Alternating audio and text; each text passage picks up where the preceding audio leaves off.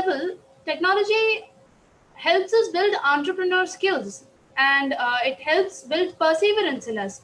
Have you ever heard of the word survival mode in games? This very survival mode in games helps us. What the survival mode forces us to do is build our own things.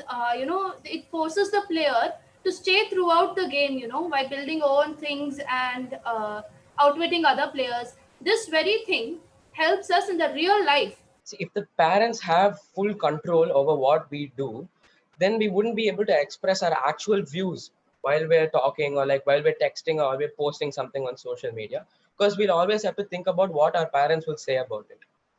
And parents need to have a level of trust in their children to know that we're not going to do things we're not supposed to do. They need to sit down and have talks with us, letting us know about the dangers of the internet and stuff. And a simple explanation from the parents is enough to make a child understand. Generally, what they do is they say that you can't do it because it's wrong. I've heard it many times. And instead, if they sat down with us and told us why we shouldn't do it, we would have actually understood. If not, we'll simply be fueled by the curiosity to do exactly what we were told not to, and to find out why not. Right now, we use social media to connect with our friends and family, right? In this situation where we're not allowed to leave our homes, we turn to social media to talk to our friends and see how they're doing. We even find our old friends who we lost touch with and catch up with them. Most importantly, it's a source of information for us. Like right now, on these days, we barely read newspapers. I mean, only adults read the newspapers, children don't. Some things that are not covered by newspapers, or if they're reported too late, we don't find out about them until it's too late. Using social media, we know about whatever incident happens literally a couple of minutes after it happened. Today, digital technologies are operating at great velocities. The virtual world has become a new normal, especially during this pandemic time when we are running with technology as our backbone. In this analog age, when the country is becoming all digital with digi lockers, digi screens, digi signatures, virtual superhighways, and whatnot, how are we supposed to limit our screen time? Yes, of course, we need to look into what we are accessing to, but we, as future citizens, need to play a role in taking our nation to the next level of digitization.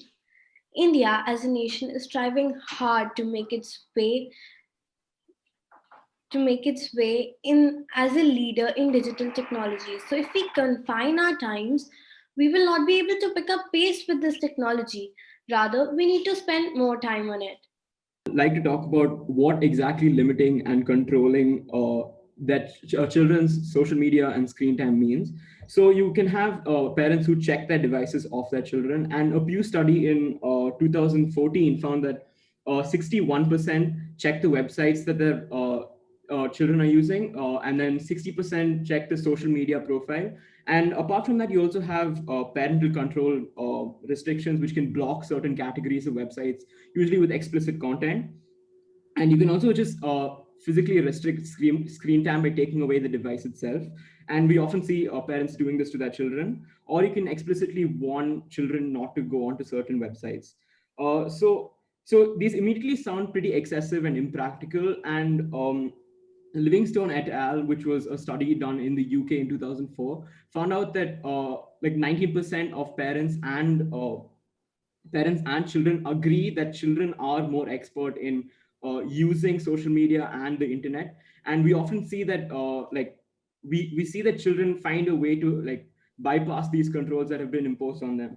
So, and then the largest concern that we find is that can I just finish my point? Yeah. So the last concern we find is that it's a breach of privacy. Essentially, you see people from like the CEOs of Apple and Google speaking in front of Congress to promote why their company is very secure and private. And essentially, when you're checking your teens' social media and trying to limit it, you're essentially also breaching their own trust and privacy.